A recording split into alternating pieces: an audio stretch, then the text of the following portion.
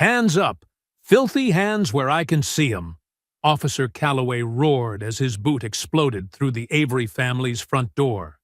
Flashlights cut through the dark, slicing across the narrow hallway as shouts filled the air. "Same kind, every time," he spat, sweeping the house like it was already condemned. His rifle locked onto Ruth Avery, trembling in her nightgown. "Please, this is our home," she whispered, voice breaking. The blast swallowed her voice before mercy could reach her. Ruth collapsed beside the couch, blood spreading fast. "Target neutralized," Calloway muttered.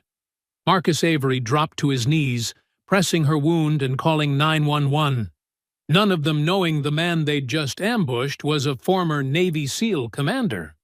Before we go any further, comment where in the world you are watching from, and make sure to subscribe, because tomorrow's story is one you don't want to miss.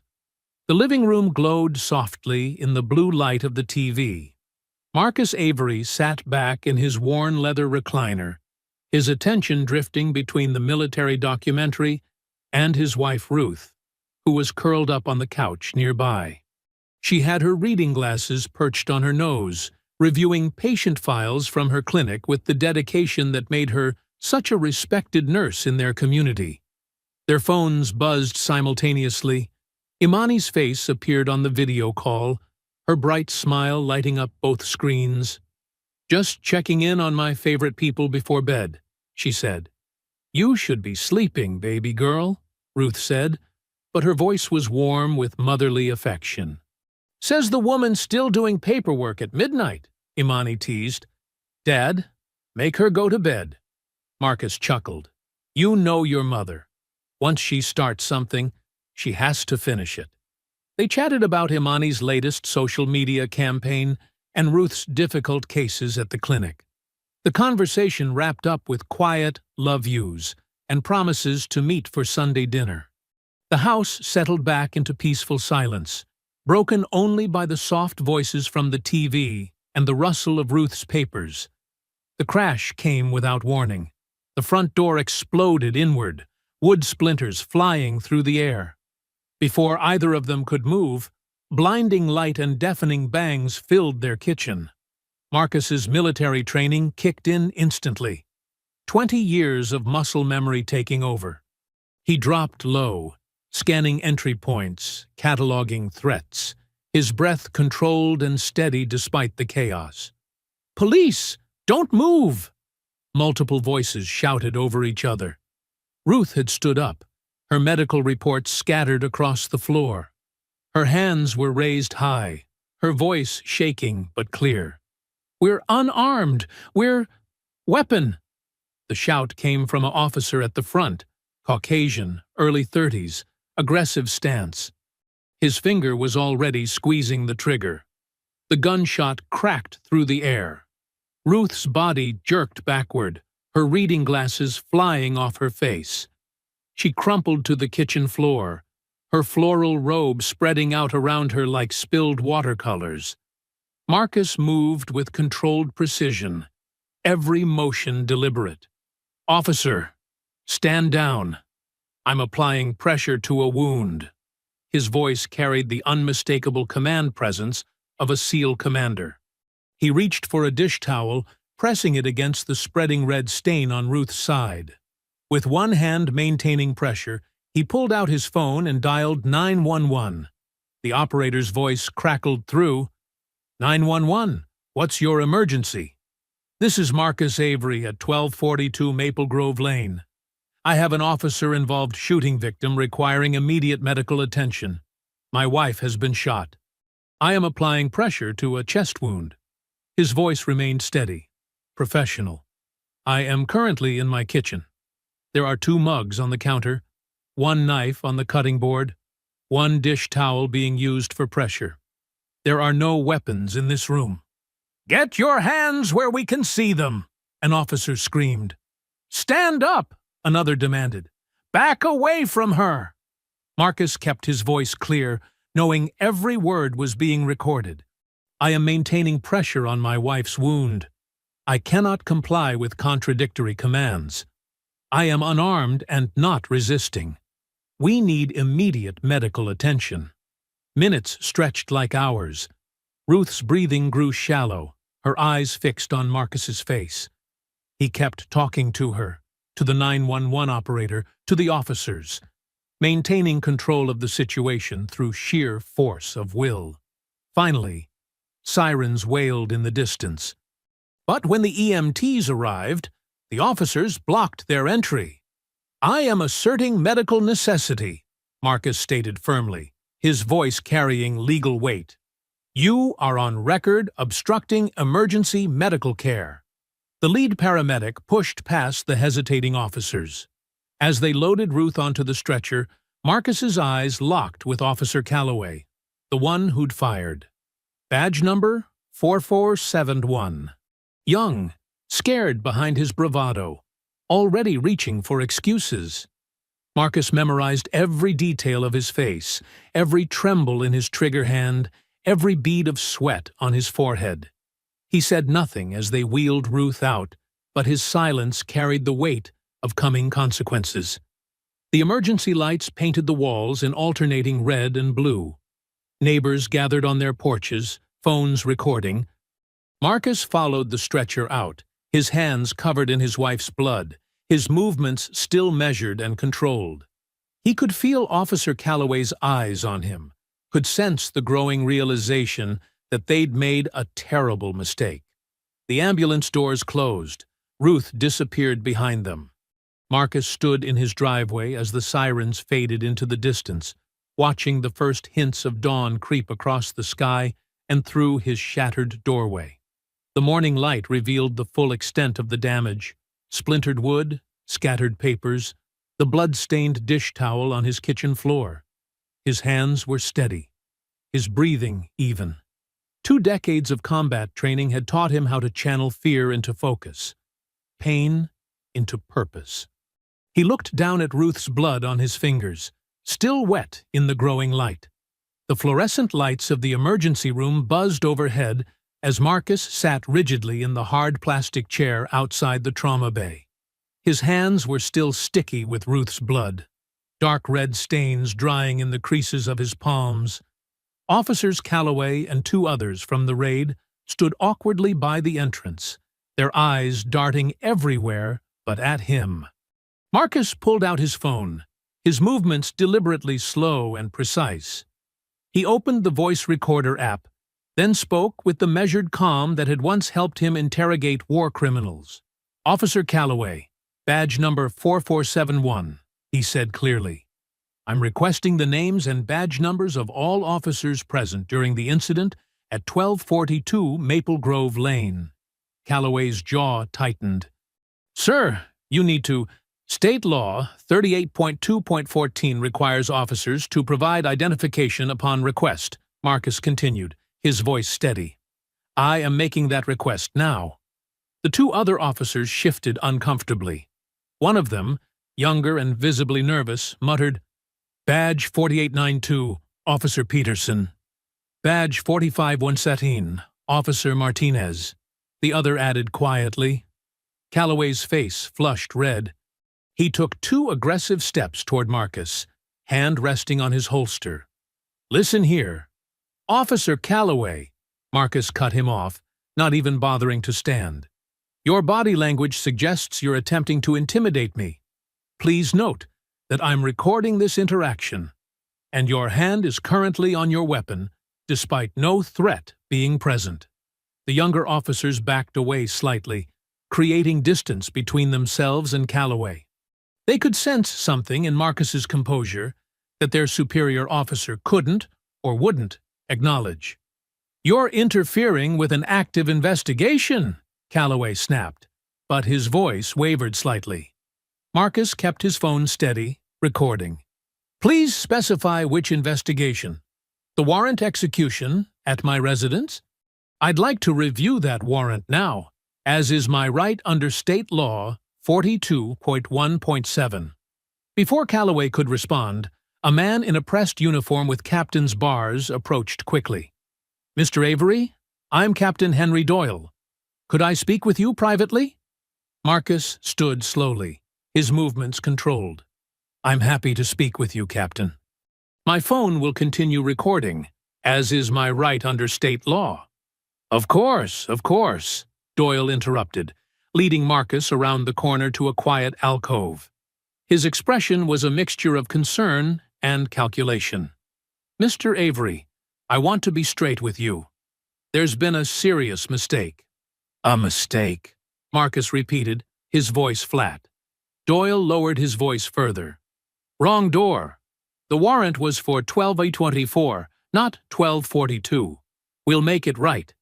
Medical bills, repairs, whatever it takes." Marcus studied the captain's face, noting every micro-expression of discomfort. "Make it right how, exactly?"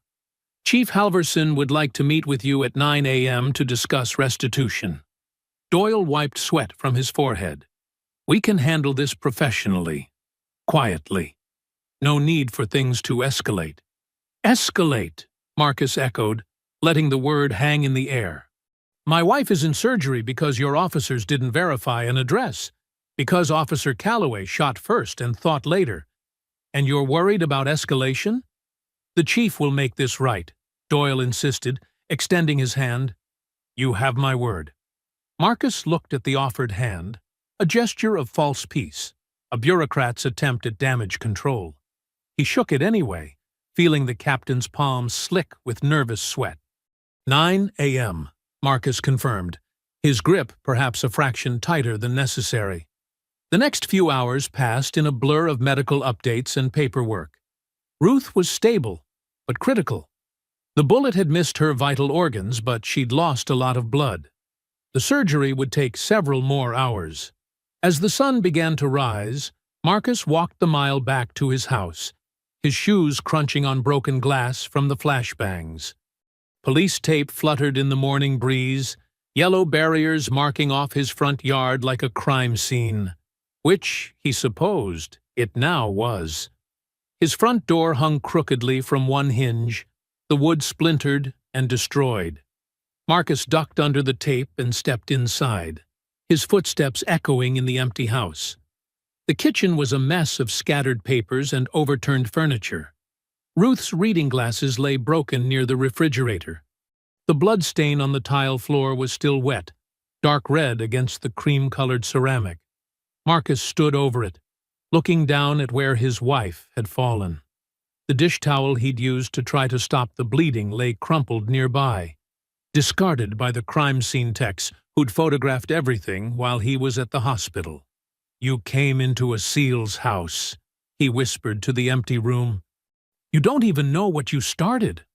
Around him, the morning light streamed through the windows, illuminating dust motes and broken dreams. The coffee maker clicked on automatically, a routine reminder of what should have been a normal morning.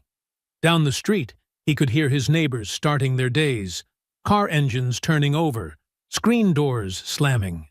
The world was waking up to business as usual, but in Marcus's kitchen, time stood frozen at the moment of that first gunshot. Ruth's half-finished medical reports still lay scattered across the floor, her patients' lives and needs now on hold, just like hers. Her favorite mug sat on the counter, coffee grounds still waiting to be brewed.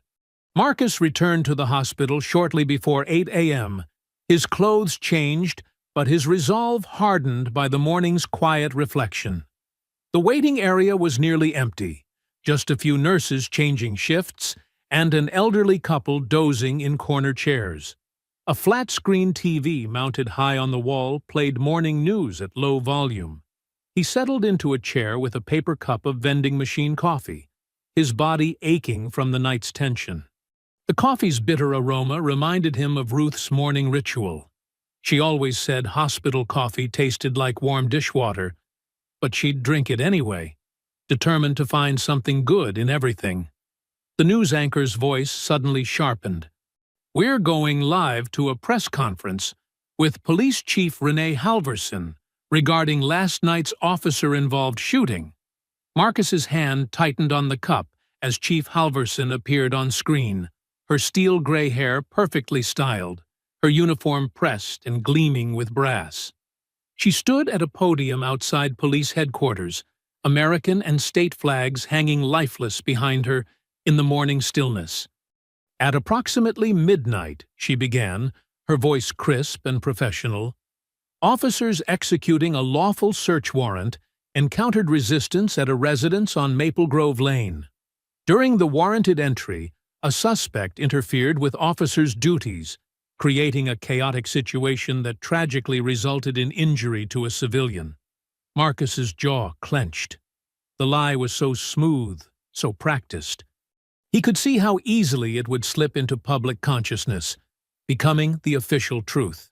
Our officers followed all proper procedures, Halvorsen continued. Body camera footage confirms their professionalism in a volatile situation. The screen cut to edited clips, quick flashes of darkness and shouting. Ruth appeared for a split second, her hands raised but her body turning slightly toward the kitchen counter. The footage cut away before showing the actual shooting. As you can see, Halvorsen's voice continued over the clips, officers maintained control of a dangerous situation. We deeply regret any injury to civilians, but our primary duty is to protect our officers and the public. An elderly nurse watching nearby clicked her tongue in disapproval. That's not how I heard it happened at all, she muttered, glancing at Marcus without recognizing him. The press conference continued, each word carefully chosen to construct a false narrative. There was no mention of wrong addresses, no admission of error. The story had been rewritten while Ruth still lay in surgery. A reporter raised her hand. Chief, sources say the warrant may have been for a different address. Can you comment? That's completely incorrect, Halvorsen replied smoothly. The warrant was properly executed at the intended location. However, I can't comment further on an ongoing internal investigation. Marcus recognized the phrase, ongoing internal investigation, bureaucratic language designed to deflect questions and delay accountability. He'd seen similar tactics in military briefings, words used as shields against truth. His coffee had grown cold, untouched. On screen, Halvorsen was wrapping up, promising full transparency, while delivering anything but. The morning sun through the windows cast harsh shadows across the TV screen, making her face appear mask-like and artificial. A young reporter tried one more question. Chief, can you confirm if any weapons were found at the scene? Halvorsen's pause was barely noticeable, but Marcus caught it, a micro-expression of calculation before she answered. That's part of the ongoing investigation. We'll release all relevant details when appropriate. Marcus's phone buzzed in his pocket. A text from an unknown number. This is Tasha Nguyen, Metro Daily Investigative Desk. Don't delete this message. I know what they're hiding. Don't speak to internal affairs. Need to talk securely. He studied the message while on screen. The press conference gave way to commentary. The news anchor's voice became background noise. Chief Halvorsen assuring the public of a thorough internal investigation into this unfortunate incident. Another nurse approached with a clipboard. Mr. Avery? Your wife is out of surgery. The doctor would like to speak with you. Marcus stood, his movements deliberate and controlled. On the TV, they were replaying Halvorsen's statement. A suspect interfered with lawful service of a warrant. The lie played again, echoing in the nearly empty waiting room. Marcus stared at the screen, his expression hardening into something beyond anger. A cold, tactical focus he hadn't felt since his last mission. They had chosen this battlefield, press conferences and public statements, bureaucratic warfare in broad daylight. His phone buzzed again. Another message from Nguyen. I have the unedited body cam footage. They're already scrubbing records. The morning sun had fully risen now, flooding the waiting room with harsh clarity. The elderly couple had awakened, watching the news with concerned expressions. The nurse waited patiently with her clipboard, and Marcus stood perfectly still, watching Chief Halverson's face freeze-framed on the screen, her lie captured in high definition. "All right," he said quietly, almost to himself. "They want a war in daylight." The fluorescent lights of the hospital cafeteria cast harsh shadows across empty tables. At 9 p.m., the large room felt hollow, its daytime bustle replaced by the quiet hum of vending machines and the steady drumming of rain against tall windows. Marcus sat alone at a corner table, his shoulders heavy with exhaustion, watching water stream down the glass in silvery rivers. A woman in a charcoal blazer approached, her laptop bag slung over one shoulder. Tasha Nguyen moved with the careful precision of someone used to watching her back, scanning the room before sliding into the seat across from Marcus. "Thank you for meeting me," she said quietly. Her voice was steady, professional. "I know you've had a hell of a day." Marcus nodded, his eyes sharp despite his fatigue. "You said you had something I needed to see." Tasha glanced around once more before opening her laptop. The screen's glow illuminated their faces in the dim cafeteria. "My source sent this an hour ago. It's from Officer Calloway's body cam footage. The complete version, not the edited clips they showed on TV." She turned the laptop toward Marcus. The image showed his kitchen counter from the previous night, captured in the harsh beam of tactical flashlights. Everything looked exactly as he remembered, except for one detail that made his blood run cold. A black handgun lay on the counter near where Ruth had been standing. Marcus's hands gripped the edge of the table, his knuckles white.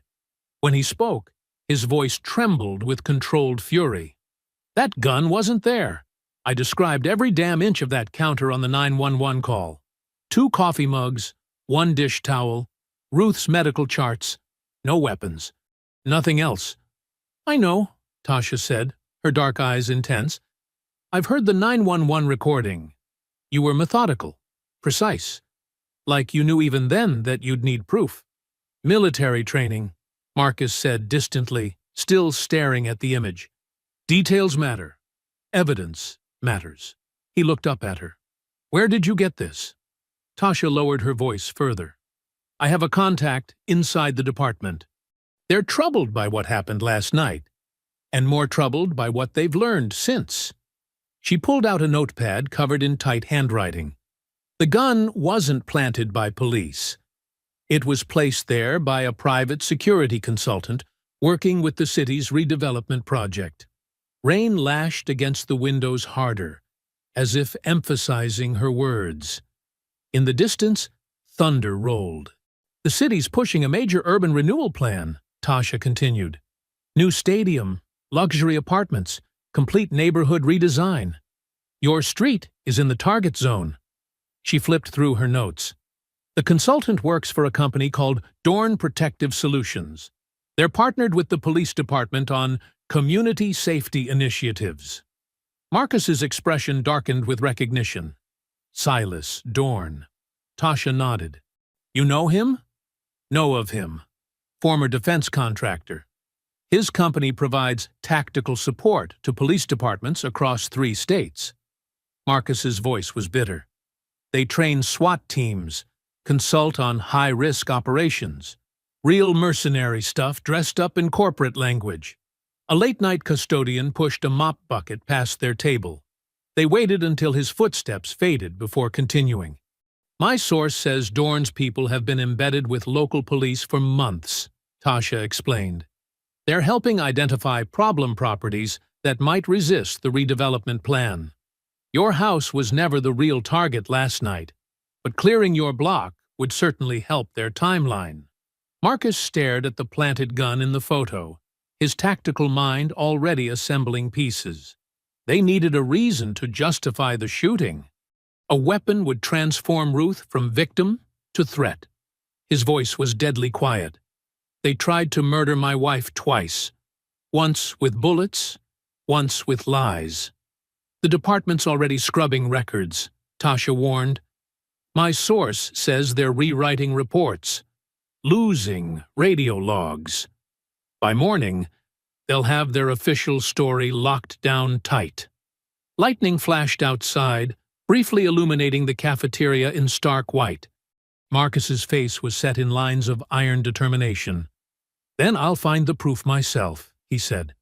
"Every falsified document, every edited video, every piece of evidence they tried to bury." He met Tasha's gaze. "You said you have the full body cam footage?"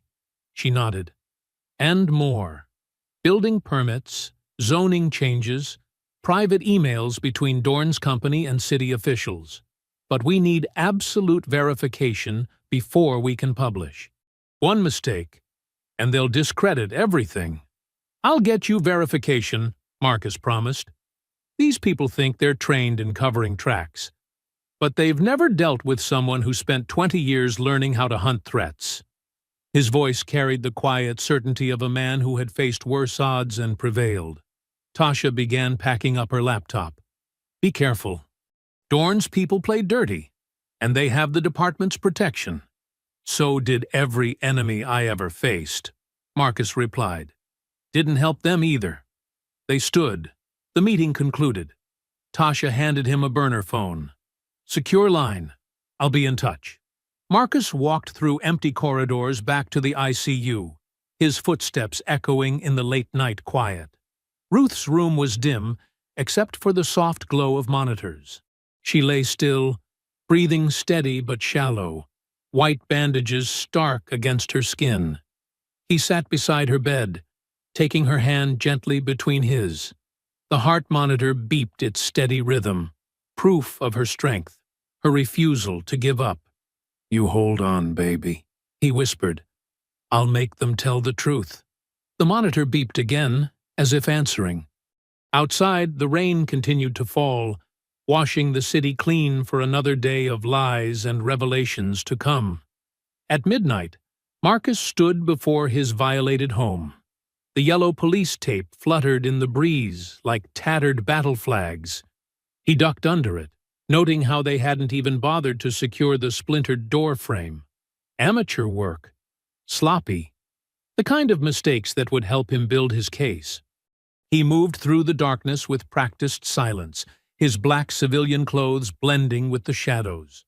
20 years of SEAL operations had taught him how to clear buildings.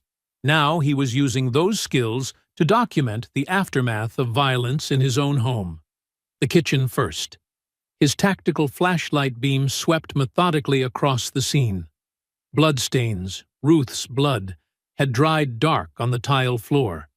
Marcus forced down the surge of anger, channeling it into focus. He photographed everything with his phone. Blood patterns, shell casings they'd missed, impact marks on the walls. "Standard four-man entry team," he muttered, reading the scene like a combat report. 2 through the front, 2 covering the back. Calloway was point man, positioned here.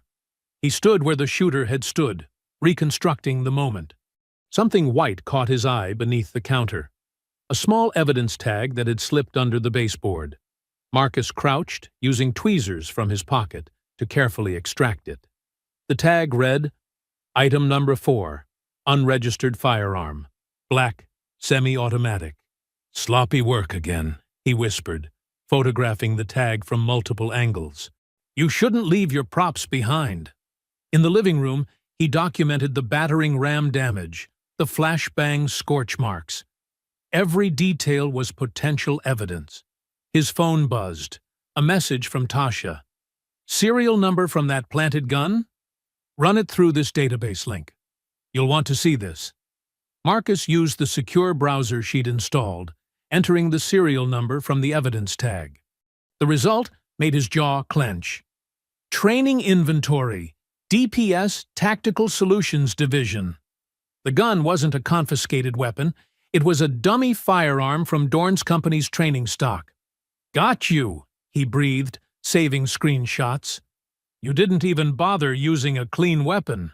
He moved upstairs, clearing rooms with the same methodical precision he'd used in combat zones. Their bedroom was a chaos of overturned furniture and scattered clothes. On the dresser, Ruth's jewelry box lay open, her treasured hummingbird pin glinting in his flashlight beam. He picked it up gently, remembering how she wore it every Sunday to church. His phone buzzed again. Another message from Tasha. Breaking. Got drone footage of DPS running raid drills 2 blocks over. Last week. Check your email. The video showed tactical teams in black gear, practicing breach and clear operations on empty houses. The timestamp was 3 days before Ruth's shooting. But it was the map overlay that made Marcus's blood run cold. The practice raids formed a perfect corridor, a security perimeter for the proposed stadium development, and his house sat right in the middle of the planned route. We weren't the target, he realized, pieces clicking into place. We were an obstacle. They needed to clear this whole block. He kept working, photographing and logging everything. Boot prints in the carpet, bullet holes in the walls, shell casings in the garden where the backup team had stood. Each piece of evidence was carefully documented and tagged with time, date, and GPS coordinates. In his home office, Marcus found more proof of their sloppiness. They'd dropped a radio communication log, complete with timestamps that contradicted the official report. He added it to his growing evidence file. The night wore on. Marcus moved room by room, building his case. His SEAL training had taught him that the best intelligence came from patient, methodical collection. Every detail mattered. Every piece of evidence was a weapon in the fight for truth. At 3 a.m., he had what he needed. Sitting at the kitchen table, still stained with Ruth's blood, Marcus compiled everything into an encrypted file. Photographs, measurements, serial numbers, radio logs, drone footage. He added Tasha's documentation of the DPS training operations and the redevelopment plans. He thought of Ruth in her hospital bed, fighting for her life, because some corporate security firm decided their home was in the way. The anger rose again, but he channeled it into precision, into careful documentation that would stand up in court. Opening his laptop, Marcus composed a brief email to Jerome Watson, a retired civil rights attorney known for taking on police brutality cases. He attached the evidence file and wrote simply, "They shot my wife. I have proof it was planned. Will you help me make them pay?"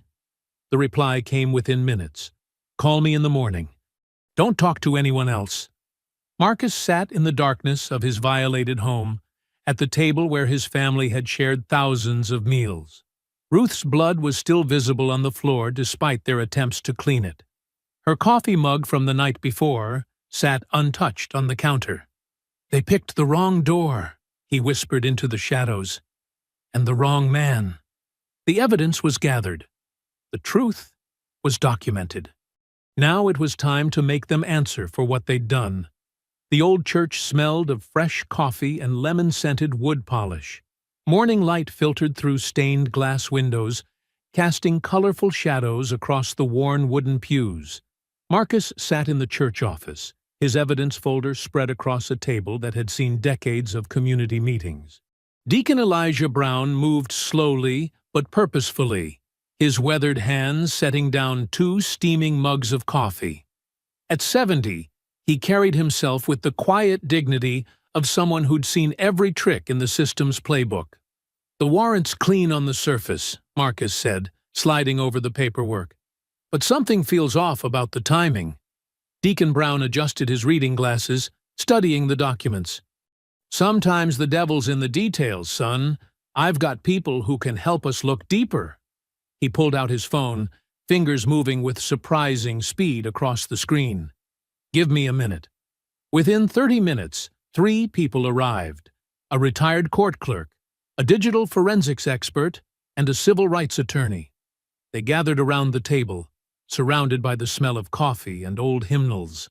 The forensics expert, a woman with silver-streaked hair, opened her laptop. "Let's look at the metadata first. Every electronic document leaves traces." Marcus watched as she pulled up the warrant PDF. Her fingers flew across the keyboard, digging into layers of digital information most people never saw. "Wait," she said, leaning forward. Look at these timestamps. The group crowded around her screen. The warrant's creation time was listed as 3:21 a.m., 20 minutes after the raid had already begun. That's impossible, Marcus said, his voice tight. They hit our door at 12:03 a.m. I have the 911 call to prove it. The retired clerk adjusted her glasses. The signature certification, it's marked 3:22 a.m., 1 minute after creation. Judge Greer wouldn't sign that fast even if he was sitting at his desk at 3 in the morning. Which he wasn't, the attorney added. I checked his credit card records. He was at the Skyline bar until 2 a.m. Deacon Brown's face darkened. They shot first and papered it up later. Old trick, new technology. Marcus felt his SEAL training kick in, the familiar clarity of identifying a target. We need to talk to the current clerk, the one who processed this warrant. Sarah Martinez, the retired clerk said. She's new, started 6 months ago. Sweet girl, but vulnerable to pressure, Deacon Brown finished. I know where to find her. They located Sarah at a small coffee shop 3 blocks from the courthouse. She was young, maybe mid-20s, with dark circles under her eyes. When Marcus and Deacon Brown sat down at her table, she immediately started shaking. I know why you're here, she whispered, hands trembling around her coffee cup. I've been sick about it since that night. Marcus kept his voice gentle, non-threatening. We just need the truth, Sarah. What happened? Tears welled in her eyes. Judge Greer called me at home. Said it was an emergency.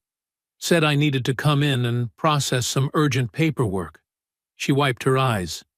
When I got there, he had the warrant ready. Told me to backdate it. Said it was already done anyway. Just needed the paperwork caught up. He told you to forge a warrant after they'd already raided my home? Sarah nodded, tears falling freely now. He said it was for everyone's protection. That sometimes the paperwork gets delayed, but it's all legal, really.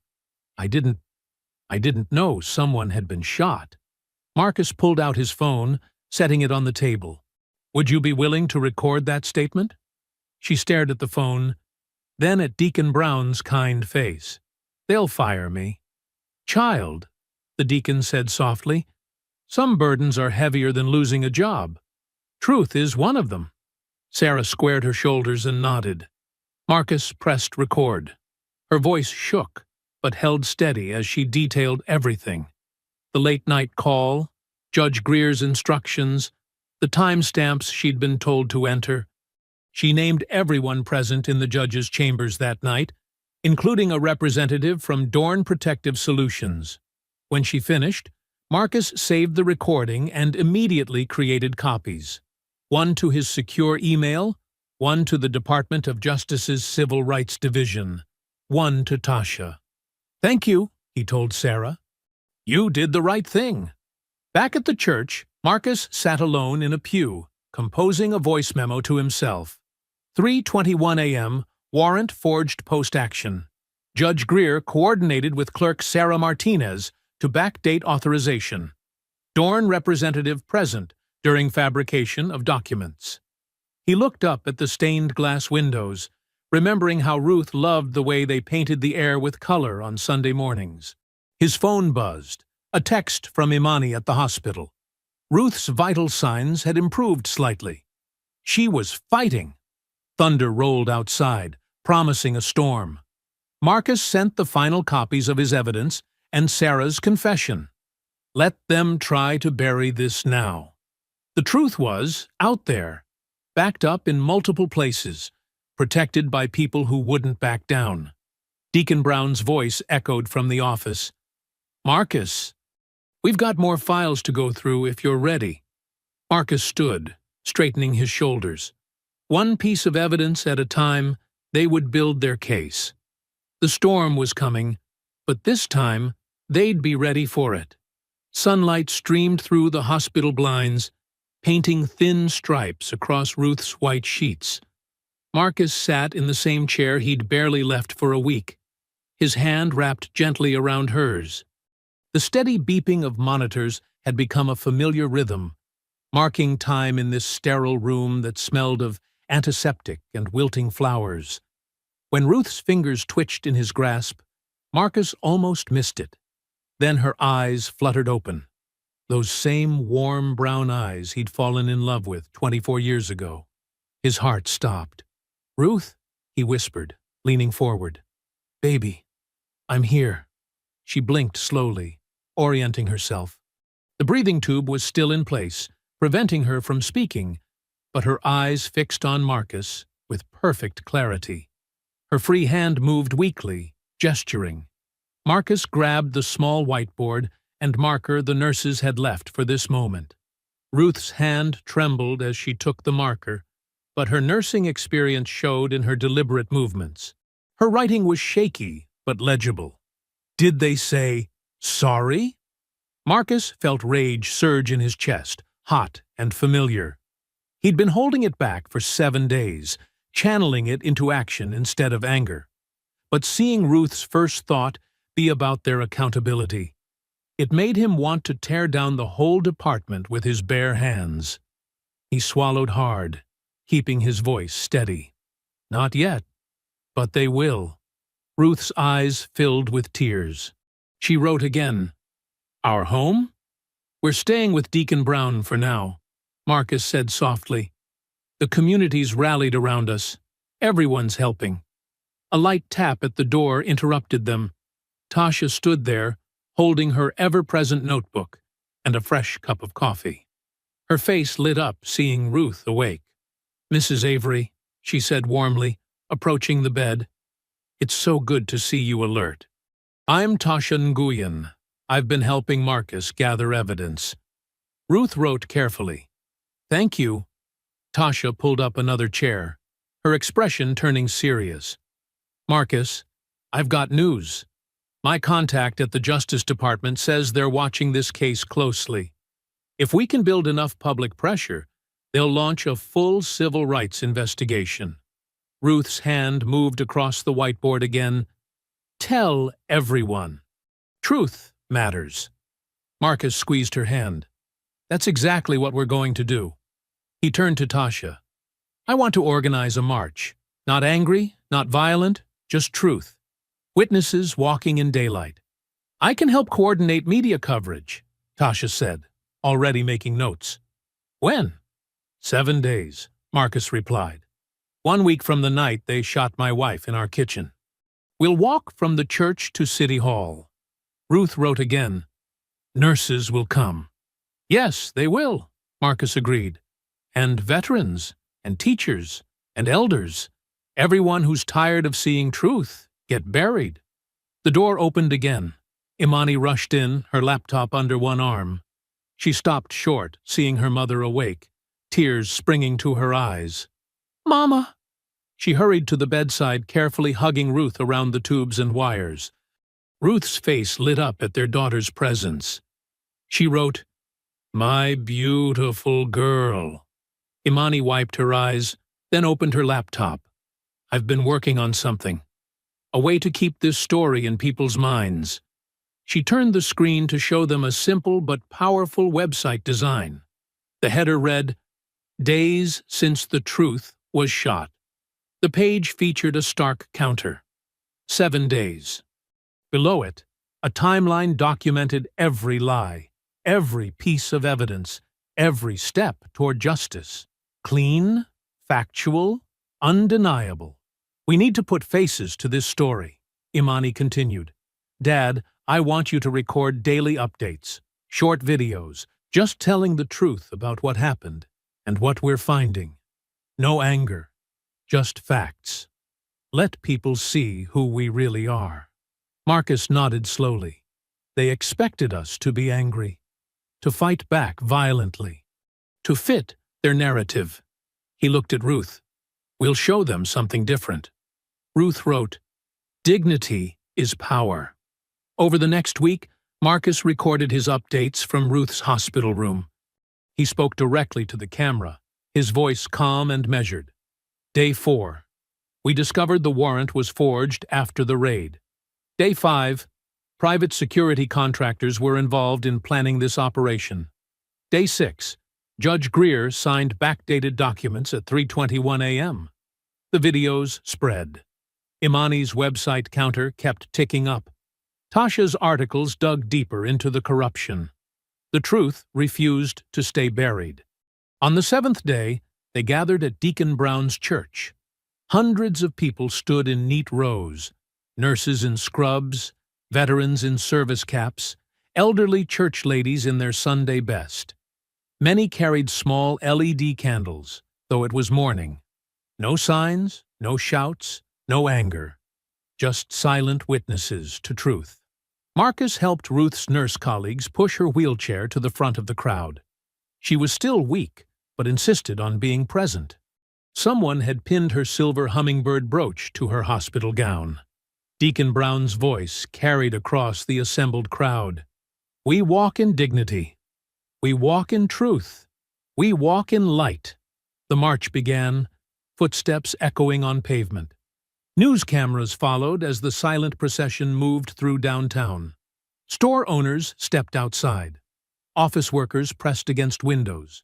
Police officers stood awkwardly at intersections, unsure how to respond to this quiet display of power. Marcus walked beside Ruth's wheelchair, one hand on her shoulder. Above them, news helicopters circled, broadcasting the scene across the nation. Hundreds of citizens walking in silent witness, led by a decorated SEAL commander and his injured wife, asking one simple question. When would the truth be honored? 2 days after the march, Marcus stood in City Hall's marble lobby, straightening his tie. The building's classical columns and polished floors spoke of power and permanence, but Marcus knew better. Everything human-built could be dismantled, given enough truth and time. Through the glass doors, camera flashes created a constant strobe effect. News vans lined the street, their satellite dishes reaching toward the overcast sky like metal flowers. The march had forced them to pay attention. Now they couldn't look away. District Attorney Colin Bristow descended the main staircase, each step measured and camera-ready. His charcoal suit probably cost more than most people's monthly rent, and his silver hair was expertly styled to project authority without aggression. A politician's uniform. "Commander Avery," Bristow called out, extending his hand. "Thank you for coming. Shall we speak in my office?" Marcus shook the offered hand firmly but briefly. "Let's keep it professional, Mr. Bristow." The DA's office matched its occupant. Expensive wood paneling, carefully chosen art, law degrees in gilded frames.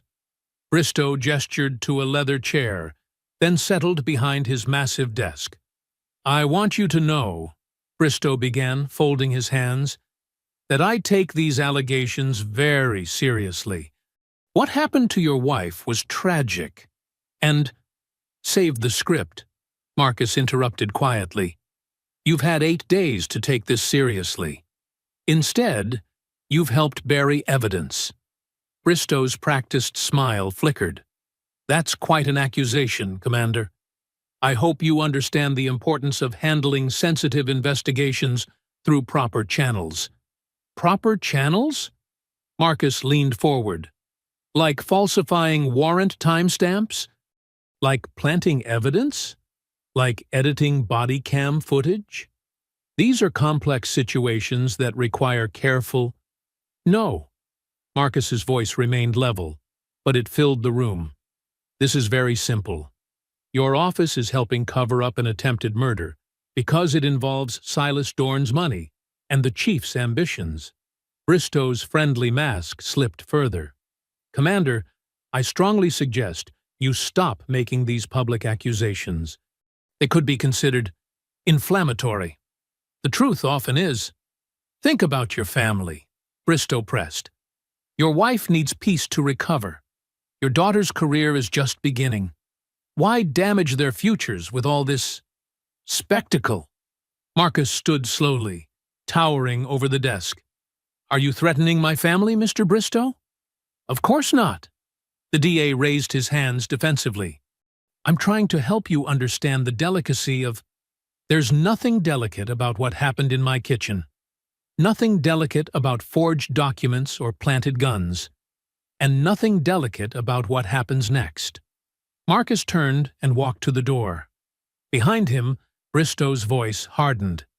"Commander Avery, if you continue releasing privileged information, there will be consequences." Marcus paused in the doorway. "There already are consequences. You're just not used to them applying to you." He walked out past the cameras, ignoring their questions. His phone buzzed. Tasha's number. "Marcus," her voice was urgent. "They're moving against you. The DA just filed obstruction charges, claiming you delayed medical treatment during the raid. They're calling it interference with emergency services." Marcus kept walking, his stride steady. "They're desperate. It gets worse. Someone leaked your old SEAL reprimand, the one about excessive force in that hostage rescue. They're spinning it as a pattern of instability."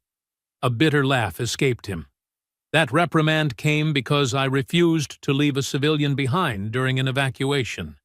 Guess they left that part out. What do you want to do?" Marcus checked his watch.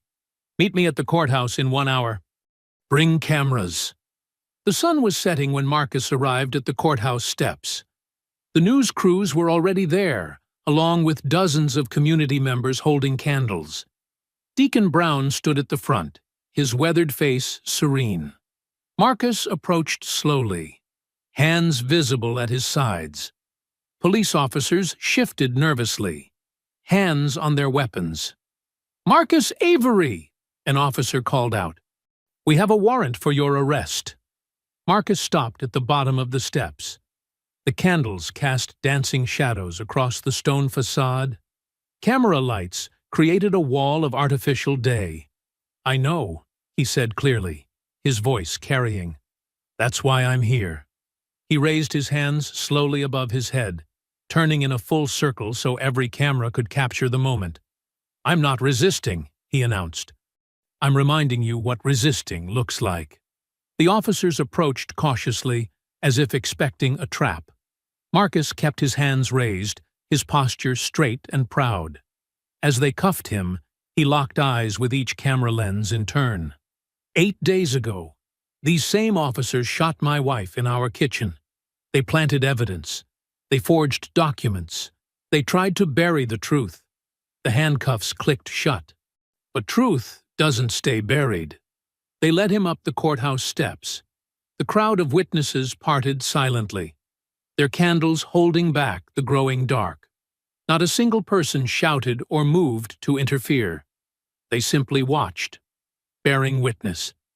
At the top of the steps, Marcus turned one last time to face the cameras. The cuffs gleamed in the artificial light, but there was no shame in his expression, only quiet certainty. The heavy courthouse doors swung open, and Marcus walked through them with the same dignified bearing he'd shown in combat, in crisis, in every moment since the raid. He was a warrior, but his battlefield was truth. And this arrest wasn't a surrender. It was another step toward victory. Across town, in her dorm room, Imani opened her laptop and began downloading the 911 call audio. Her fingers flew across the keys, determination etched in every line of her face. The night was just beginning. Imani's dorm room glowed with the blue light of multiple screens. Her main monitor displayed video editing software, while her laptop showed the growing social media response to her father's arrest. Her hands trembled slightly as she worked, but her focus never wavered. "Okay, Dad," she whispered, dragging the 911 audio file into position. "Let's show them what really happened." The recording was crystal clear, her father's voice steady and controlled, as chaos erupted around him. She synchronized it perfectly with the body cam footage, creating a split-screen view. On the left, the timestamp and audio waveform. On the right, Officer Calloway's perspective. "Kitchen counter contents," Marcus's voice recited in the recording. 2 coffee mugs, 1 blue, 1 white, 1 dish towel, checkered pattern, 1 wooden cutting board, 1 fruit bowl with 3 apples. Imani added text overlays highlighting each item as her father named it. Then came the critical moment. The body cam showed Calloway turning away for exactly 4.2 seconds. When the camera returned to the counter, a black handgun had appeared. She zoomed in on that sequence, slowed it down, added frame numbers. The evidence was undeniable. The gun materialized between frame 2341 and 2342. "Got you," Imani muttered, her fingers flying across the keyboard as she added the final touches. Property records showing the gun's training inventory number, the timestamp metadata from the forged warrant, and finally, a simple title. What Really Happened: The Avery House Raid. At 11:47 p.m., she hit upload. Within minutes, the view counter started climbing. 100 views, 1,000 views, 10,000 views. By midnight, her phone was buzzing constantly with notifications. Local activists shared it first, then national civil rights accounts. News organizations began requesting permission to broadcast it. Imani opened her social media dashboard, watching the analytics explode. The video was being shared in every state, translated into multiple languages, analyzed frame by independent investigators. 50,000 views, 100,000 views, 500,000 views. Her roommate Jenny burst in around 1 a.m. "Imani, you're trending everywhere, and Avery's counter is the top hashtag." Imani barely looked up from her screens. "Good. Help me track the responses. We need to document everything before they try to take it down." But no takedown came. The truth was moving too fast, spreading too wide. By 2 a.m., major news networks were running segments about the video. Legal experts dissected the evidence. Former law enforcement officials confirmed the irregularities. 1 million views, 2 million views, 3 million views. Dawn was breaking when Tasha called. "Imani, you've done it. The video cracked everything wide open. And I've got something to add. Phone records." Imani sat up straighter. "What kind of phone records?" "The kind that show District Attorney Bristow called Silas Dorn 12 times the night of the raid. First call at 11:42 p.m., 20 minutes before they hit your house. Last call at 3:19 a.m., 2 minutes before the warrant was falsified." "Send them to me," Imani said, already clearing space on her second monitor. "I'll create an infographic." The phone records appeared in her inbox moments later. Imani overlaid them with a timeline of the raid, creating a damning visualization of coordination and cover-up. By mid-morning, the video had over 5 million views. Justice for Avery's was trending globally. The family's legal defense fund had received over $200,000 in donations from supporters worldwide. Local news crews stationed themselves outside the police headquarters, the courthouse, and the DA's office. But the most dramatic scene unfolded in the City Hall parking garage. Chief Halverson's black SUV pulled in around 9 a.m. As soon as she stepped out, reporters swarmed her from every direction, microphones thrust forward like accusing fingers.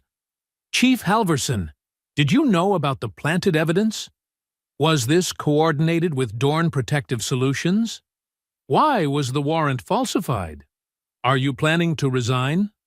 Halverson's carefully maintained composure cracked. Her face flushed red as she tried to push through the crowd. "No comment!" she shouted, her voice shrill with panic. "I said no comment!" She practically ran to the elevator, but the cameras caught every second of her retreat. When the doors wouldn't close fast enough, she slammed her hand against the button repeatedly, her professional mask completely shattered. In his hospital room, Marcus watched the footage on his phone, Ruth sleeping peacefully beside him. His expression remained calm, but his eyes held a fierce satisfaction. "Truth doesn't need permission," he murmured, reaching over to adjust Ruth's blanket. On the bedside table, Ruth's hummingbird pin caught the morning light, casting tiny rainbows across the white hospital walls. The same light illuminated the growing crowd of supporters gathering outside. their signs and cameras raised toward the truth, like flowers turning toward the sun. Across town, Imani finally allowed herself to lean back in her chair, exhausted but triumphant. Her screen still flickered with activity, new shares, new comments, new allies joining the fight. The video's view count had passed 6 million and showed no signs of slowing down. The truth was unstoppable now, moving through the world at the speed of light, dismantling lies with every click and share. No amount of political power or corporate money could hold it back. The dam had broken, and justice was flooding in. The church basement smelled of old hymnals and coffee. Marcus sat in the shadows, watching Officer Miguel Alvarez pace between the folding chairs. The young officer's hands trembled as he checked his phone for the 5th time. "They'll know I came here," Alvarez said, his voice barely above a whisper. "The Union watches everything." Marcus remained still, his posture relaxed but alert. "Sit down, Miguel. You're making me dizzy." Alvarez collapsed into a metal chair, the legs scraping against concrete. "I should have spoken up that night. When they held back the medics." His voice cracked. "I heard everything on the radio." "What radio?" Marcus leaned forward slightly. "The dispatch logs show silence during those 12 minutes. Alvarez glanced at the basement door, then pulled out his department-issued radio. His fingers moved across the keypad in a precise sequence. A different frequency crackled to life, one that shouldn't exist. "Channel 7 Echo," Alvarez explained. "Encrypted. No logs, no records. They use it for sensitive operations." Marcus's expression remained neutral, but his eyes narrowed. "Show me." Alvarez demonstrated the sequence again, slower this time. "It's not in any manual. They teach it during special team briefings. That night, when your wife was down," he swallowed hard. "Chief Halverson came on personally. Ordered us to secure the scene before letting medics in. Said we needed time to clarify the narrative." 12 minutes, Marcus said softly. "They let Ruth bleed for 12 minutes while they planted evidence." Alvarez nodded, shame written across his face. "I can prove it. I've been recording the channel since that night. Yesterday, Lieutenant Hayes was talking about the body cams. Said, 'Brass wants cameras off until the story's clean.'" He pulled out a small digital recorder. "It's all here." Marcus studied the young officer. "Why now, Miguel?" "Because I became a cop to help people," Alvarez said, his voice stronger. "Not to watch them die for property developers. My father was a beat cop for 30 years. He taught me that the badge means protecting people, not power." He set the recorder on the table between them. "I'll wear a wire. Get you more proof." Marcus picked up the recorder, his movements deliberate. "They'll destroy you for this." "They're already destroying themselves," Alvarez replied. "At least this way, I can look my father in the eye again." Over the next hour, they planned the operation. Alvarez would wear a concealed microphone during the next command staff meeting. Marcus gave him a secure phone and showed him how to encrypt the transmissions. "If anything feels wrong," Marcus instructed, "you say the word coffee in any sentence. I'll have extract teams ready." Alvarez nodded, memorizing the protocols. His hands had stopped shaking. The next morning, Alvarez walked into headquarters wearing the wire. Marcus monitored from a van 3 blocks away, recording every word. For 2 hours, nothing significant happened. Then Chief Halverson called an emergency meeting. "The Avery situation is contained." Her voice came through clearly. "D.A. Bristow has the warrant situation handled. Judge Greer is on board." "What about the gun discrepancy?" someone asked. "Property records have been adjusted." Another voice, Lieutenant Hayes. "Inventory numbers won't match the original logs anymore." Marcus's jaw tightened as he listened. Every word was another nail in their coffin. Alvarez spoke up, his voice steady. "And the radio traffic from that night?" "What radio traffic?" Halverson snapped. "Channel 7 Echo is clean." Always has been. The meeting continued, each minute bringing more damning evidence. But just as Alvarez was preparing to leave, a new voice cut through the transmission. "Chief, we have a problem. IT flagged unauthorized access to the encrypted channels." The audio erupted with movement. "Lock down the building," Halverson ordered. "Nobody leaves until we find the leak." "Coffee sounds good right now," Alvarez said clearly into the mic. "I need some coffee." Marcus was already moving, but it was too late. The transmission cut off abruptly. An hour later, breaking news alerts lit up Marcus's phone. The footage showed Alvarez being led out of the police station in handcuffs, accused of stealing sensitive department data. Chief Halverson stood at a podium, painting him as a traitor who had compromised officer safety. Marcus watched from Ruth's hospital room, his hand clenched around her small hummingbird pin. The metal wings dug into his palm as Halverson continued her character assassination. "Officer Alvarez betrayed his oath," she declared. "He compromised ongoing investigations and put his fellow officers at risk. This department has zero tolerance for such violations." The camera panned to Alvarez in the back of a patrol car. His face was bruised, but his expression remained defiant. He looked directly into the lens, and for a moment, Marcus saw his father's pride reflected there. Ruth stirred in her hospital bed. "They hurt him," she whispered, her voice still weak, "because he told the truth." Marcus gently placed the hummingbird pin back on her nightstand. "Yes, but his truth is safe with us now, and they can't take that back." Outside, reporters clamored for statements. Inside, machines beeped steadily, marking time like a metronome. Marcus sat in the gathering darkness, the recorded evidence from Alvarez secure in multiple locations, waiting for the right moment to strike back against those who thought they could bury the truth along with their badges. The orange flames reached toward the night sky, consuming the Avery home with frightening speed.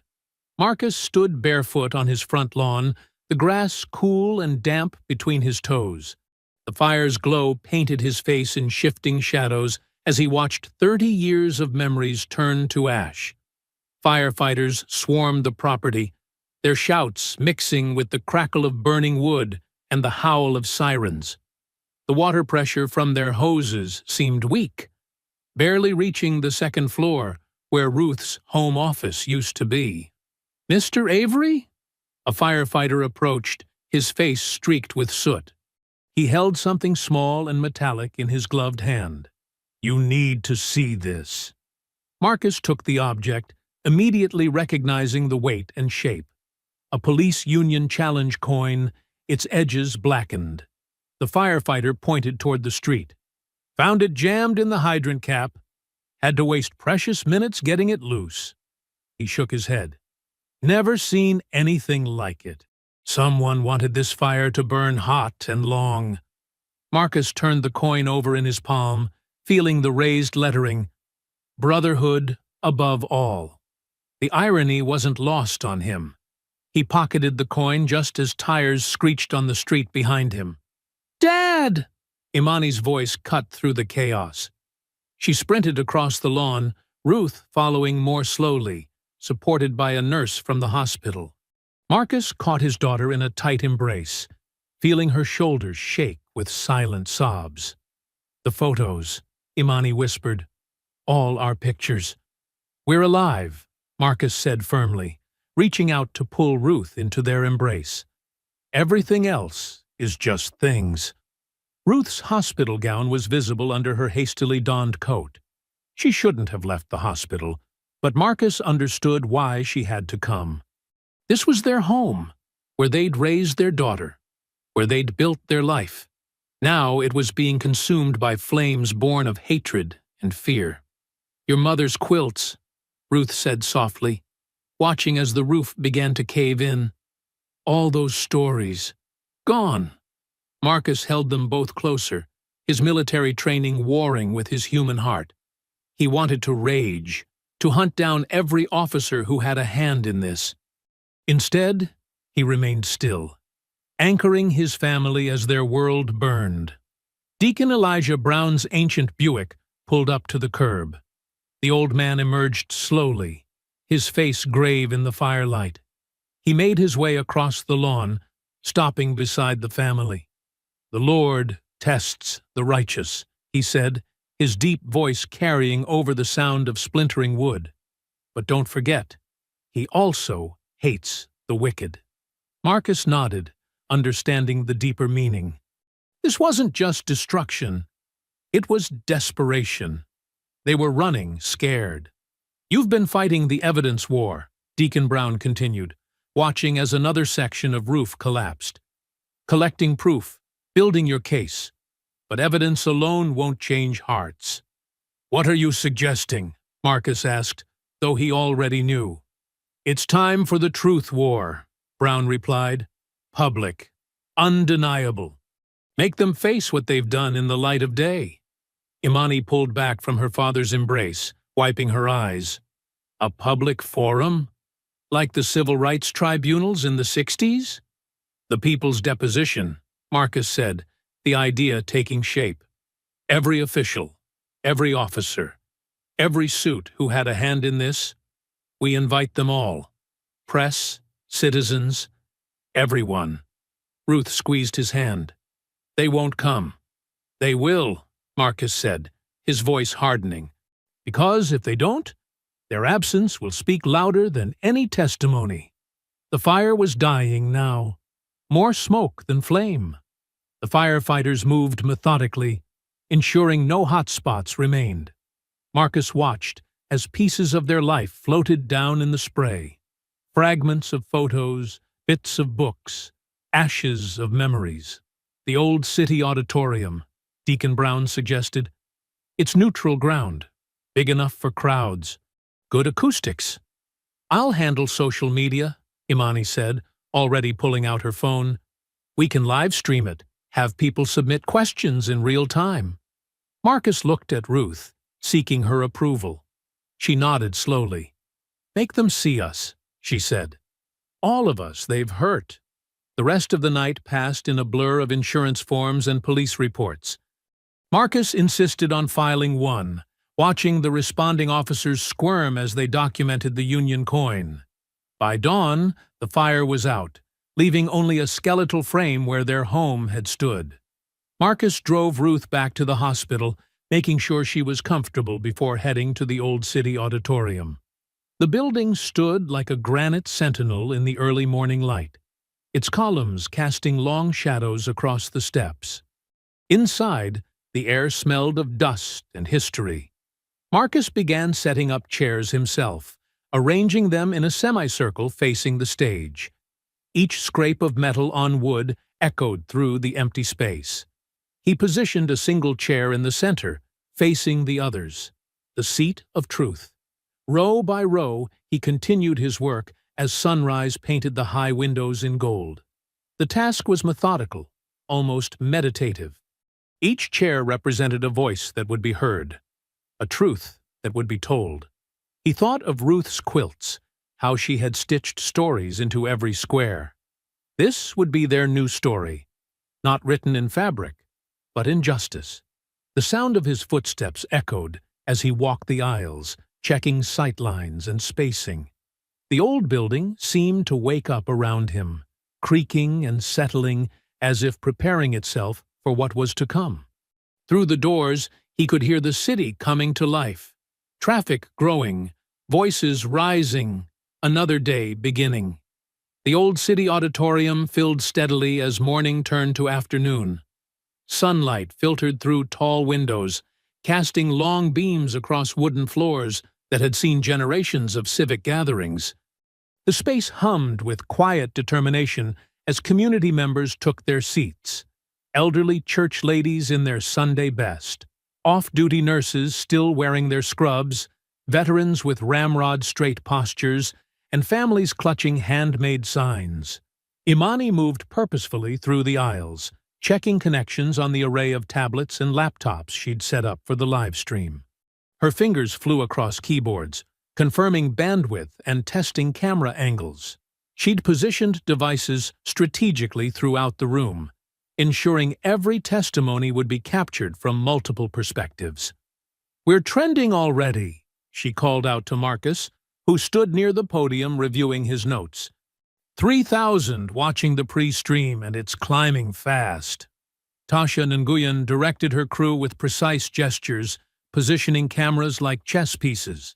"Main feed here," she instructed, pointing to the center aisle. "Second unit on the gallery reactions. Third unit, stay mobile. I want to catch every expression when the evidence drops." Her voice carried the steady authority of someone who'd covered enough civic meetings to know when history was about to be made. Marcus adjusted his tie, the same one he'd worn to Ruth's father's funeral.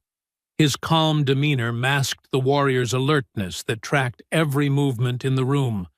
He noticed the small details, the way the veterans naturally positioned themselves near exits, how the nurses clustered protectively around elderly attendees, the reporters testing their equipment with practiced efficiency. At precisely 2 p.m., Marcus stepped to the podium. The room fell silent save for the soft whir of camera motors and the rustle of notepads. His voice, when it came, filled the space with quiet authority.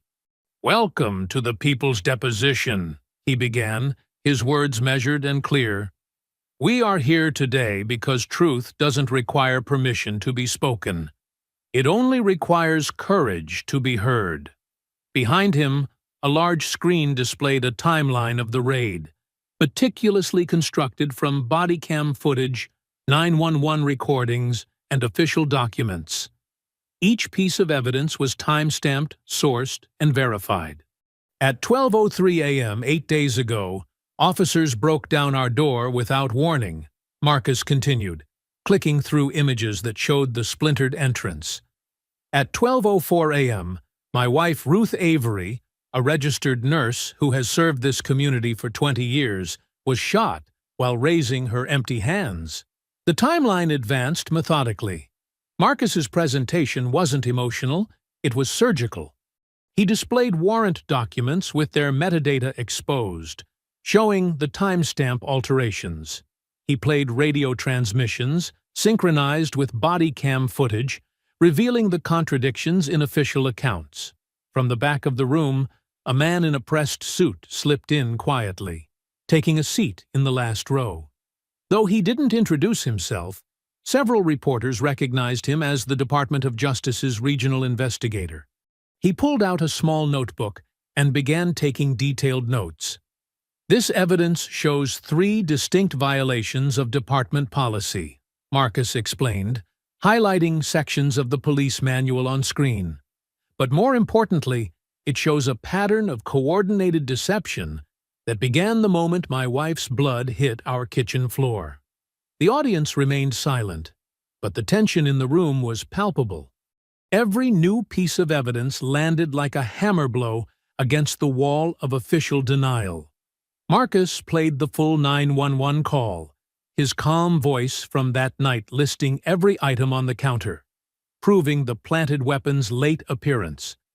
Imani moved between her stations, monitoring the growing online audience. She leaned close to Marcus during a pause, whispering, "Over 50,000 watching now." Comments are flooding in from across the country. Tasha's mobile camera operator caught sight of something through the window. Police cruisers pulling up outside. The whispers started at the back of the room and rippled forward. Someone had heard that Chief Halverson was on her way, that Officer Calloway was gathering supporters to shut down the meeting. Marcus continued steadily, unmoved by the growing murmurs. He clicked to the next slide, financial records showing payments between Dorn Protective Solutions and the Police Foundation, each one dated just before a major raid. These documents demonstrate a pattern of coordination between private security interests and public law enforcement, he explained. Each operation followed the same template: sudden raids, contested property, and residents who stood in the way of development plans. The tension in the room ratcheted higher as shadows passed across the frosted glass of the entrance doors. The veterans in the crowd subtly shifted positions, moving closer to the aisles. Nurses helped elderly attendees to more protected seats away from the entrance.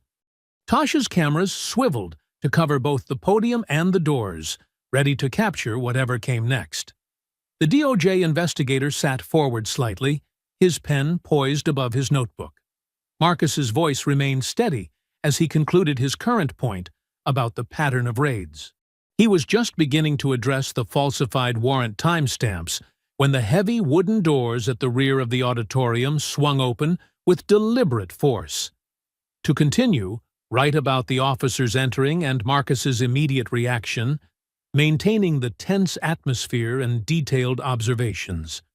The heavy auditorium doors banged against the walls as Chief Halvorson strode in, her face twisted with barely contained rage. Officer Calloway flanked her, along with two other uniformed officers. Their boots echoed against the wooden floor as they marched down the center aisle. "This unauthorized broadcast ends now!" Halvorson's voice cracked with authority. "You have no permit for this gathering." The cameras swiveled, capturing every moment. Tasha's mobile crew positioned themselves strategically, ensuring multiple angles of what was unfolding.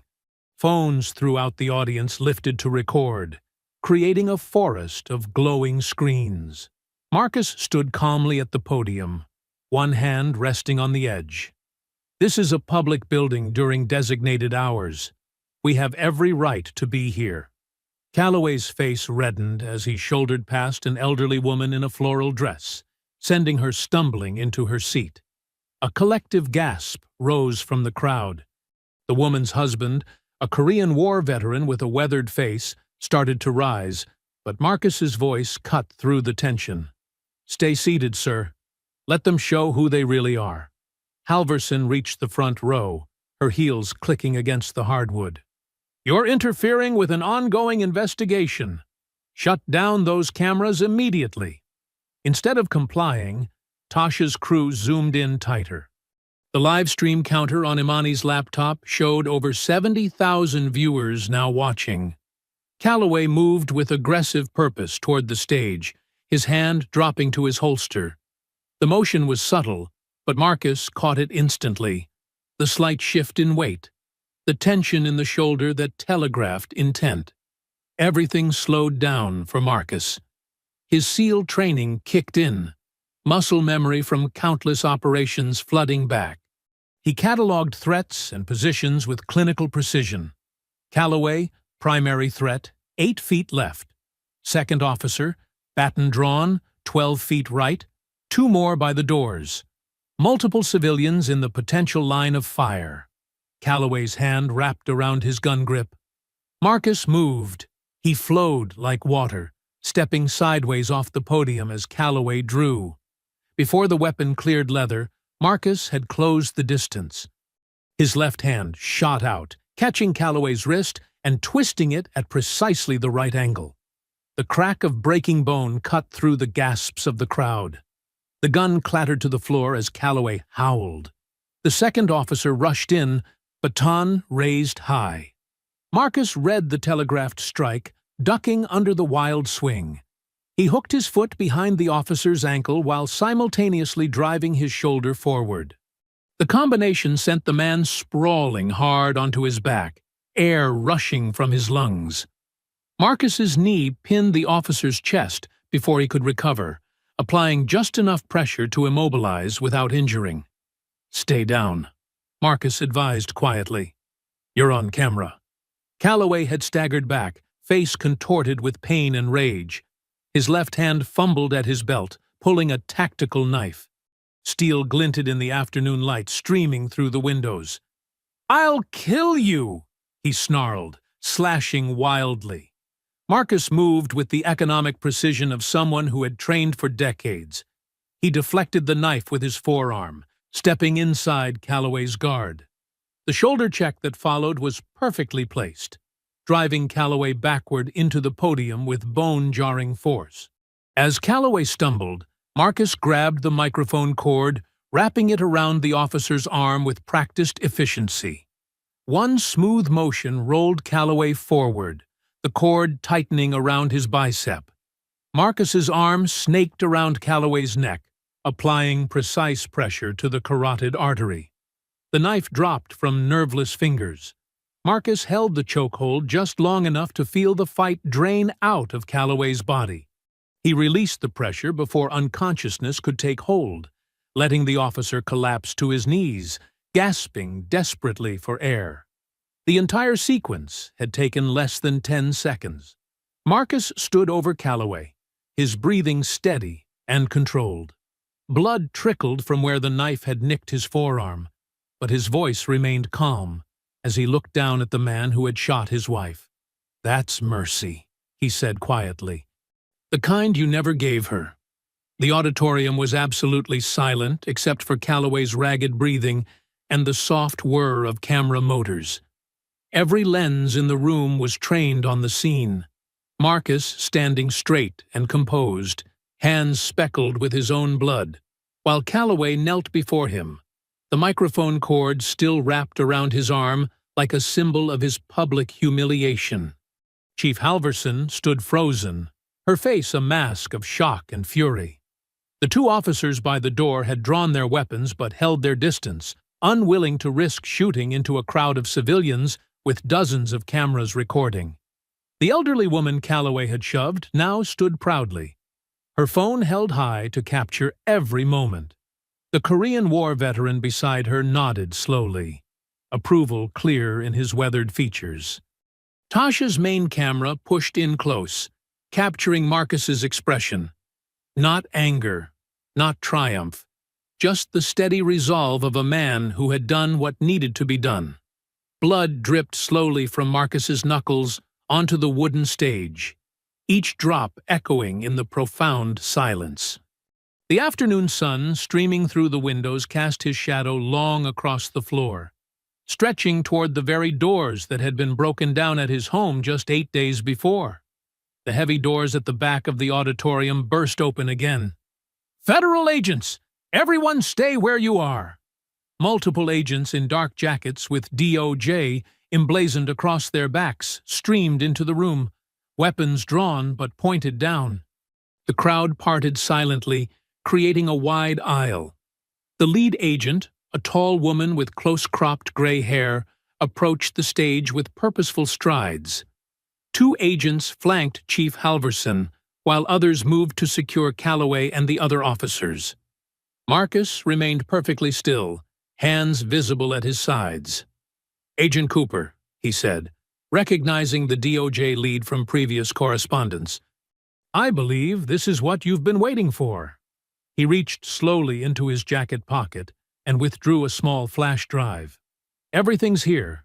Warrant forgeries, falsified timestamps, the private security contract with Dorn Solutions, radio logs ordering medical delays, body cam tampering, all of it." He held it out. "Plus, about 70,000 live witnesses." Agent Cooper took the drive, her expression hard as granite. She spoke into her radio. "Control, this is Cooper. Evidence in hand.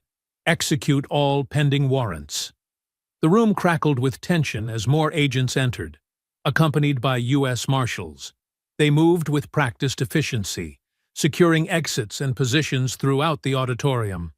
"Chief Renee Halverson," Cooper's voice carried clearly through the hushed space.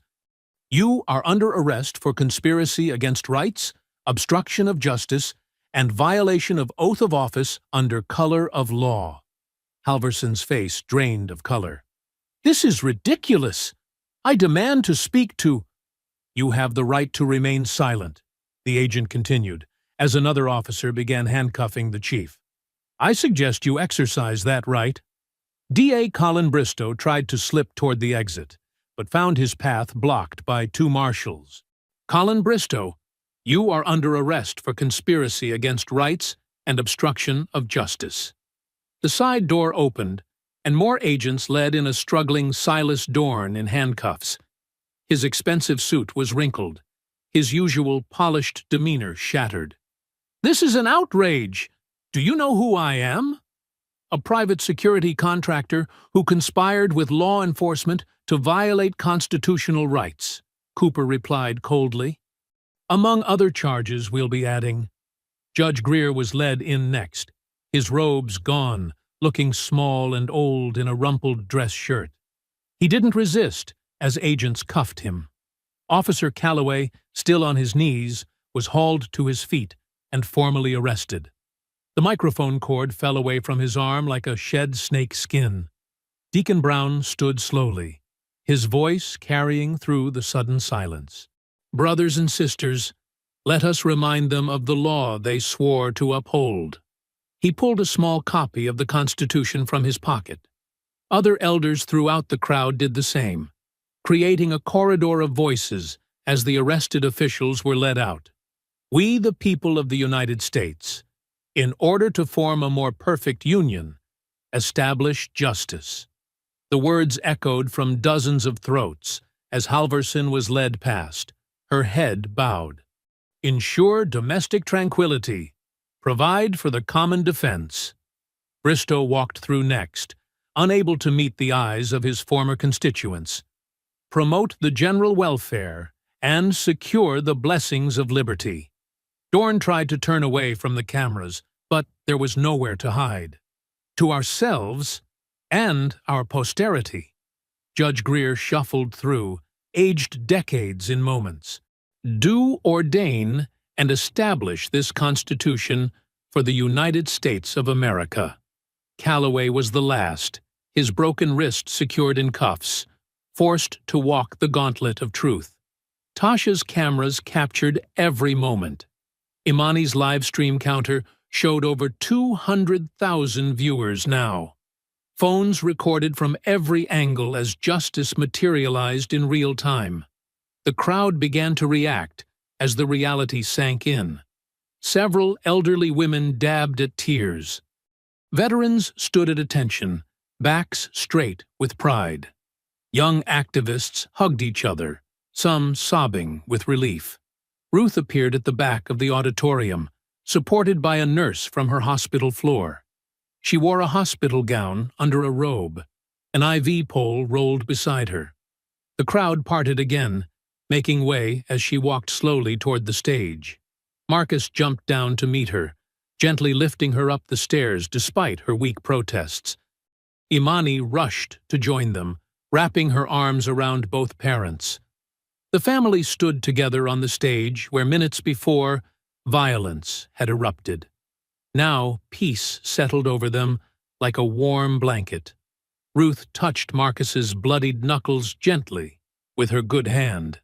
They kicked in our door, Marcus whispered, holding his wife and daughter close. We opened theirs. The afternoon sun streamed through the high windows, casting long rays across the historic auditorium. They illuminated the empty podium, the scattered chairs, the discarded microphone cord, and the small family standing in its light, finally whole again. Agent Cooper spoke quietly into her radio. Control. Suspects secured. Justice served. The words echoed slightly in the old building, a final punctuation to 8 days that had started with a splintered door in the night, and ended with truth breaking through every barrier they'd tried to build around it. 6 months later, the morning sun painted warm streaks across the freshly painted walls of the Ruth Avery Community Care Center. Where charred remains once marked tragedy, a new 2-story building stood proud, its modern design softened by community touches, flower boxes, comfort benches, and a soaring hummingbird mural that wrapped around the corner. Marcus stood on the front steps, adjusting his tie. The crowd gathering for the opening ceremony reflected the neighborhood's heart. Elderly church members in their Sunday best, veterans wearing service pins, nurses from Ruth's old hospital, and families pushing strollers or helping grandparents find seats. Tasha Nguyen moved through the crowd with her camera crew, capturing the moment for her documentary. She paused to interview an elderly woman who'd been at the people's deposition. That day changed everything, the woman said, clutching her purse. Showed us what real courage looks like. Ruth emerged from the center's main entrance, leaning slightly on a cane but standing tall. Her navy dress matched the building's trim, and on her collar, the restored hummingbird pin caught the morning light. The crowd's chatter softened as she made her way to the podium. The new mayor, elected after the previous administration's collapse, approached the microphone. Her voice carried across the gathering. Today, we don't just open a building. We mark a new chapter in our city's story. She held up a thick document. With these reforms, we ensure no other family faces what the Averys endured. She began listing the changes. Complete ban on no-knock warrants. Civilian Oversight Board with full camera access. Union contract reforms requiring accountability for misconduct. Required community service hours for all officers. She paused, looking at Ruth. And mandatory de-escalation training led by healthcare professionals. Officer Miguel Alvarez, recently cleared of all charges, stood near the back in civilian clothes. He'd been the first to volunteer at the clinic, wanting to rebuild trust through service rather than force. Some of his fellow officers, who'd also chosen to speak truth, had joined him, forming a small but growing group committed to real change. Imani, now running the center's social media and community outreach, guided elderly residents to shaded seats. Her phone buzzed constantly with messages from other cities requesting guidance on similar reforms. The Avery model was spreading, turning tragedy into transformation across the country. Deacon Brown led a short prayer, his voice strong despite his years. "Let this place heal bodies and souls," he intoned. "Let it stand as proof that justice, though delayed, cannot be denied when good people stand together." Ruth approached the ribbon, scissors ready. Marcus stood beside her, one hand gentle on her back. The morning breeze carried the scent of fresh paint and new beginnings. With a clean snip, the ribbon fell, and applause rolled across the crowd like thunder. Inside, the center hummed with purpose. The main floor housed medical exam rooms, a pharmacy, and mental health offices. Upstairs, classrooms waited for Marcus's civic courage seminars, where he taught veterans and community elders how to organize, document, and demand accountability without violence. Tasha moved through the rooms, filming. Her documentary, Command Under Fire, was nearly complete. The story of how precision and patience had overcome brutal force. She captured shots of the waiting room walls, where framed news articles told the story. Justice Department arrests police leadership. Reform bill passes unanimously. Community center rises from ashes. Children from the neighborhood had painted small hummingbirds on tiles, which lined the hallways at kid height. Each one carried a message of hope. Peace lives here. Truth heals. Our door is open. Ruth led tours through the afternoon, showing visitors the free clinic spaces, the community meeting rooms, the garden being planted out back. Her medical colleagues had volunteered their services, creating a rotating schedule to ensure care would always be available. The crowd thinned as evening approached. Families headed home, elderly visitors were helped to cars, and the catering team packed up the last of the celebration food. Soft sunset light filtered through the west windows, making the hallways glow. Marcus watched Officer Alvarez helping an elderly man navigate the new automatic doors. The young officer's face showed peace, the kind that comes from choosing right over easy. He'd lost his badge, but found his conscience, and his example had inspired others to speak up. Tasha filmed one final interview with Ruth in the garden. The hummingbird pin sparkled as Ruth spoke about resilience, about how communities heal by caring for each other. Behind her, the mural's colors deepened in the fading light. As dusk settled, Marcus began his final rounds. He checked each room, making sure everything was secure for the night. The building seemed to breathe with possibility. every space designed to welcome, to heal, to teach. Ruth waited by the main entrance, watching him work. The last rays of sunlight caught the brass door handle, making it glow like amber. Marcus joined her, their fingers intertwining naturally. "This door stays open," he whispered. Ruth smiled softly, her hand covering his. Above them, the hummingbird mural caught the day's final light, its wings spread wide in eternal flight. I hope you enjoyed that story. Please share it with your friends and subscribe so that you do not miss out on the next one. In the meantime, I have handpicked 2 stories for you that I think you will enjoy. Have a great day.